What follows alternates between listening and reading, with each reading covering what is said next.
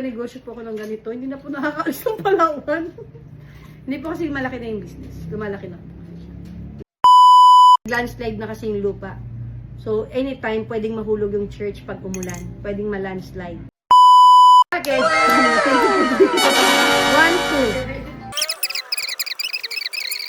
29.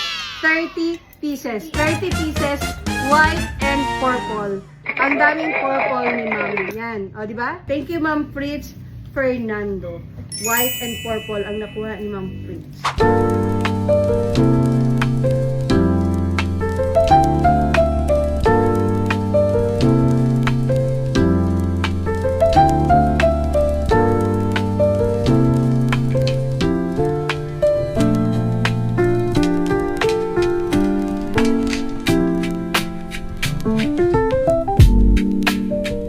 Okay, 1, 2, 3. Uy, salmon. Gold na naman, wala na talaga. Purot na gold natin, oh. Gold and purple yung combination. Gold and purple and 1 salmon color. Okay, we have peach, we have cream, AAA. Wow, ang daming AAA. Alam mo, hindi din talaga magpalugi ang mga harvest natin, ano? Purple and salmon. Puro AAA. May dalawang nakadikit. Tanggalin natin. Okay. Peach color. Peach color. Double A peach color. Salmon color. 1, 2, 3. 29 pieces plus may isang free. Po, congrats Ma'am Maribel. Naganda ng harvest natin. May isang free.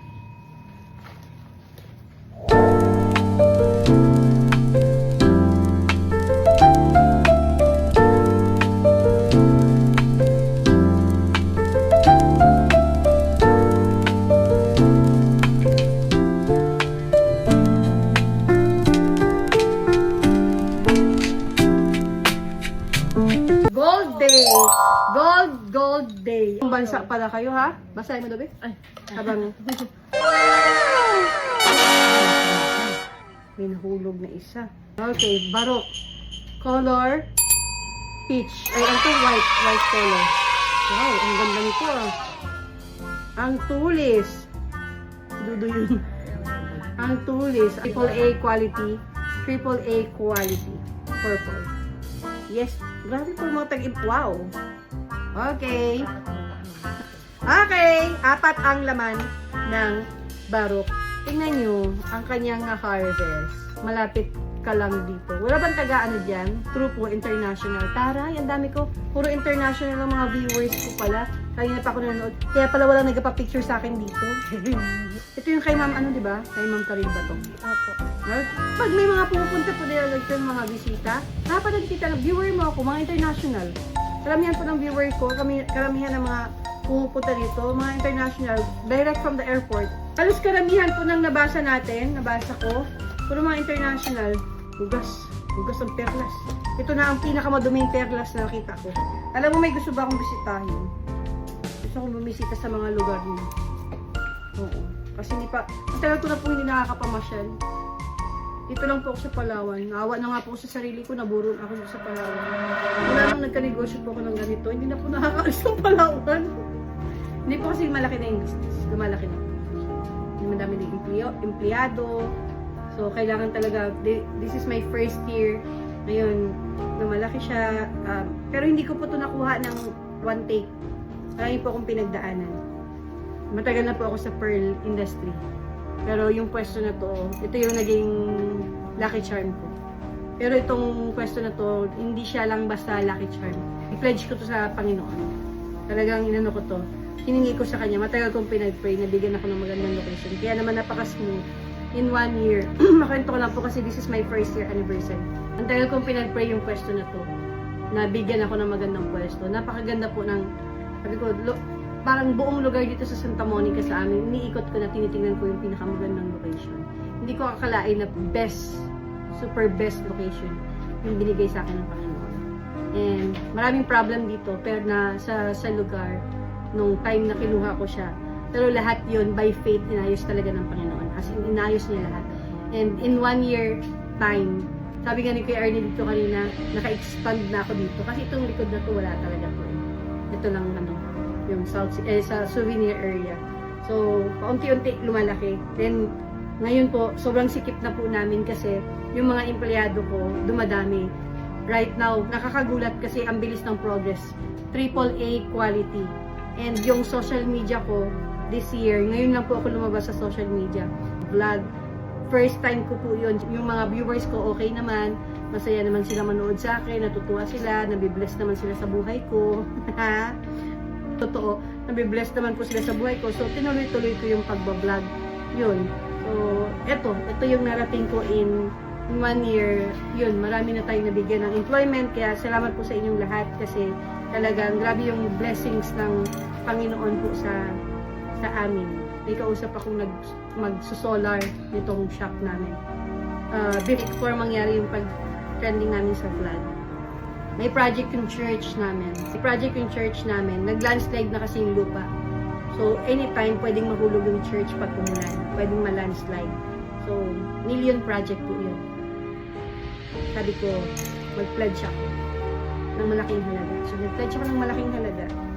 And then, wala akong hawak na pera that time nung nag-pledge ako. Kasi hindi pa naman, bago lang tong shop. Tapos, may 10 akong empleyado, 8 empleyado na papasweldohan. So, mahirap pa. Pero, pledge ko talaga sa Panginoon na magbibigay ako ng ganitong amount by faith. Ikaw nang bahala, Lord, na mag-provide. In 3 days, sabi ng asawa ko, sobrang laki ng pledge mo. Hindi lang naman ikaw mag-pledge. Sabi ko, hindi naman yun para sa akin. I mean, hindi ko naman yung pledge.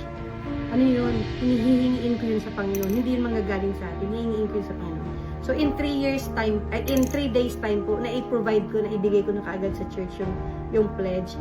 And then, kasunod po nun, yung overflowing na blessings. Kasunod po yun is consistent trending, ang dami pong tumangkilik, ang dami pong tumulong. Talagang ito pong shop is a testament of how faithful our God is. Sobrang faithful ng Panginoon sa buhay po namin. First year anniversary namin, kausap ko yung magkakabit ng solar. Yung solar kasi napakamahal din talaga. At saka marami kasi kaming aircon na ginagamit. So, medyo mahal.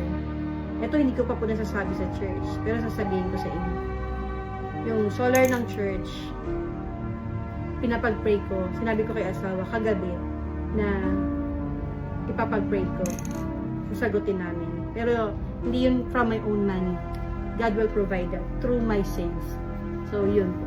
Kaya, hindi pa alam ng church, pero sasabihin ko actually, nabigay na yung quotation, nabigay na yung contract, na-sign ko na. Yan, sasabihin ko na lang sa simbahan na makakabitan na ng solar yung church namin.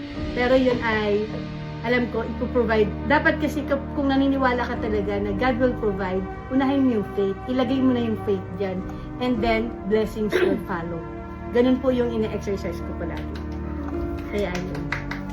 So, I believe in few days, ipoprovide ng Panginoon yung pangangailangan ko. Kasi binay one take one ko na siya. Kumbaga, sinabay ko na sa actually, pwede kong two battery. Pero winan battery ko lang muna para yung other fund na para sa shop sana ng solar, ma-divide ko para sa church. Para at least sabay. So, yun. Kaya, sana, ma-provide ko kaagad yung blessings na yun.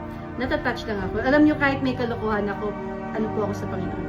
Lahat po ng desisyon na ginagawa ko sa buhay ko, lahat po ng ginagawa ko, wisdom ko, galing po talaga sa Panginoon.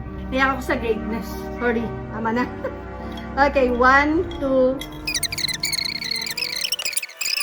30 pieces plus, 2 gold na nakadikit. Dalawa ang free niya, no? Opo, Tapos nakakatuwa kay ma'am kasi bumili pa siya ng 2 na free, ng 2 na small. Yun pala, magkakaroon din po siya ng 2 free.